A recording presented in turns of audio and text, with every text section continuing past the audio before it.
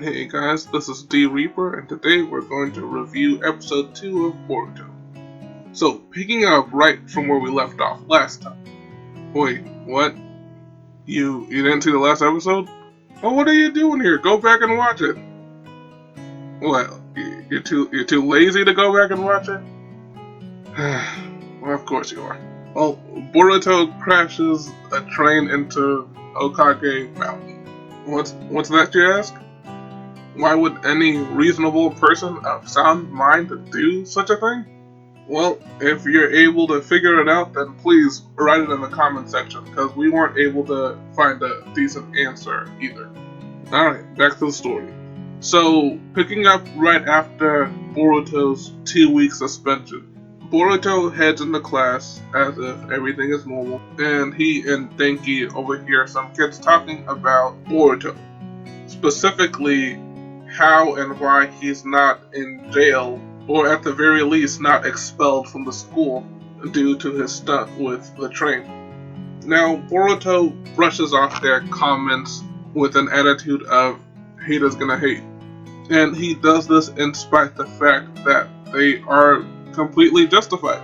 Now, with lack of references, we don't know exactly how Boruto's punishment stands up to other crimes. However, it does seem pretty clear that in this situation, many of the students believe that Boruto was treated with a great deal of leniency. Some of them even stating that it's likely Boruto was given some special treatment because he's the son of the Hokage. Now, judging by what we learned from last episode, it's quite possible that the reason Boruto was able to get off on such a lenient punishment is because Denki's father also decided to pay for all the damage caused by Boruto's stunt, because he believed that Boruto helped his son Denki. However, for Boruto's classmates to be disturbed at how the situation turned out is extremely justified. Imagine one of your classmates crashes a bus into your school because they failed to do their homework the night before. Now, thankfully the classroom they smashed into was empty, so nobody was hurt. However, a gaping bus-sized hole left inside the school, I'm sure it would raise a few eyebrows if that person walked into the school a few days later as if nothing happened. Next we enter Inojin.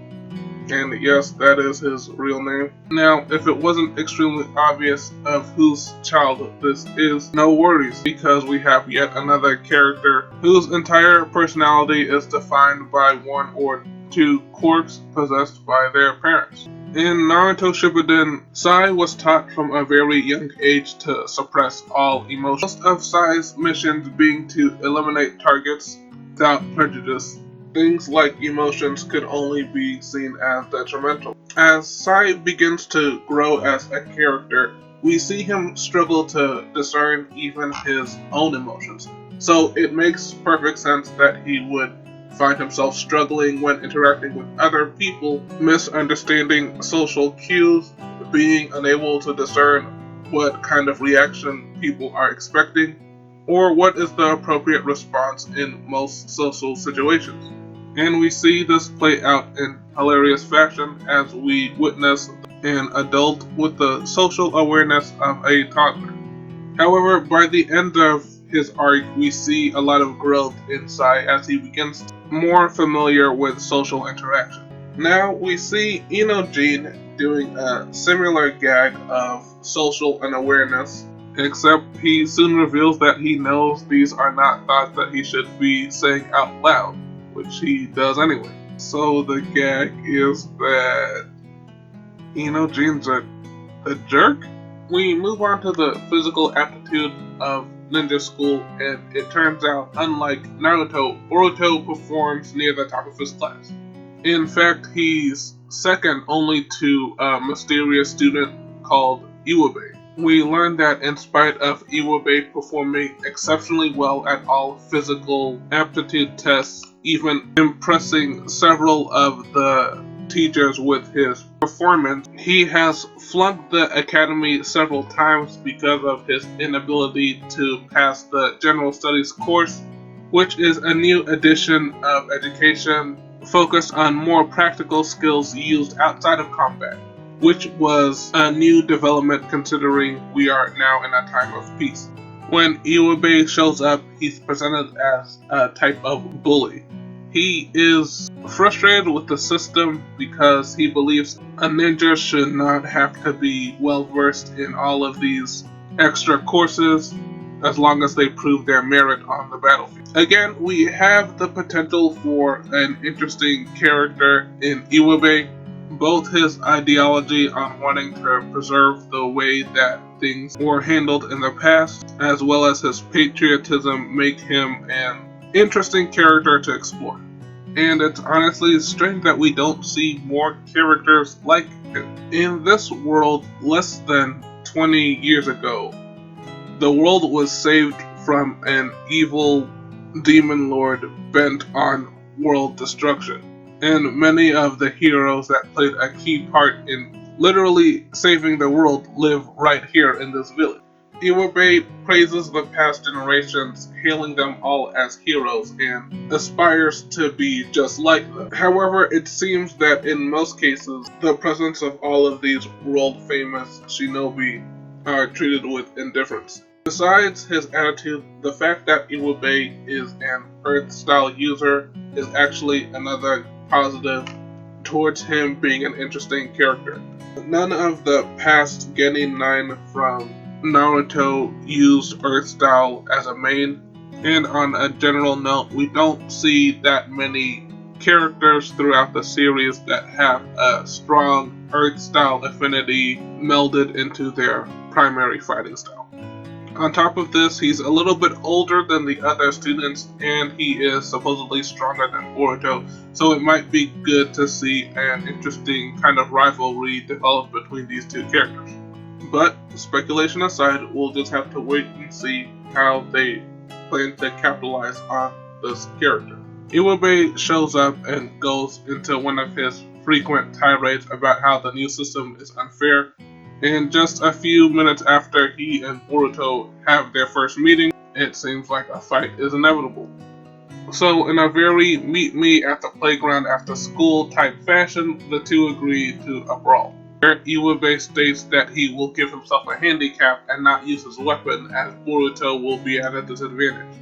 The two engage in a pretty lackluster fight where Boruto accuses Iwabe of being a loser.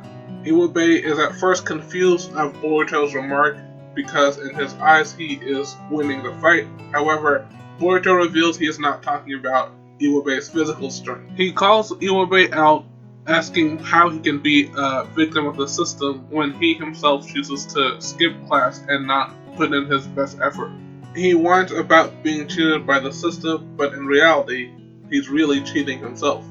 Boruto actually makes a good point in this case. When you're not working your best towards improving your own circumstance, you lose the right to complain about the outcome. Let's just hope Boruto doesn't do or say anything to contradict the fact that he already knows this. When Boruto pushes Iwabe into a corner, he decides to go for his weapon, at which point Inojin steps in and intervenes in the fight, reminding Iwabe that he already agreed not to use said weapon.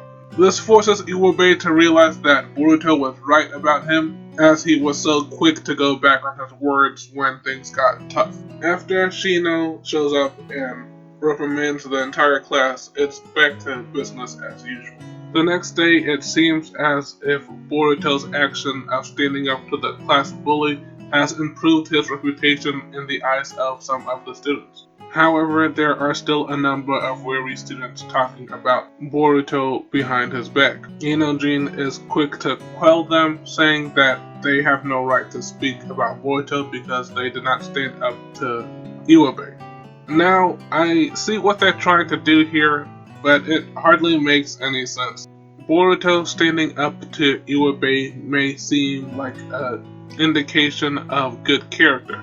However, the fact still remains that this is still the same kid who crashed a train into a national monument for no good reason, returned to school without so much as an apology after just 2 weeks, and on their first day back they found the biggest, toughest kid in class and beat them in a fight.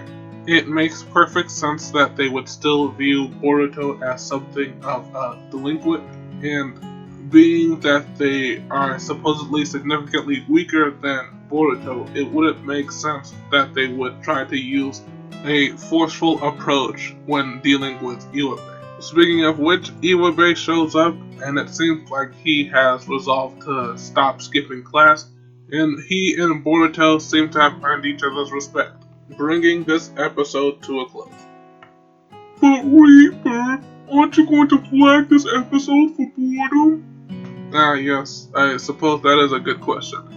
Well, it's like I said before, I understand that it can be difficult when you're trying to introduce a lot of new characters, so we're going to give them another pass on this episode. And with that, it's time to bring this review to an end. My name is Riiiiiight, and I'm a YouTuber for fun. Today's challenge, leave a like on the video on your way out. Good luck, and I'll see you guys in the next one.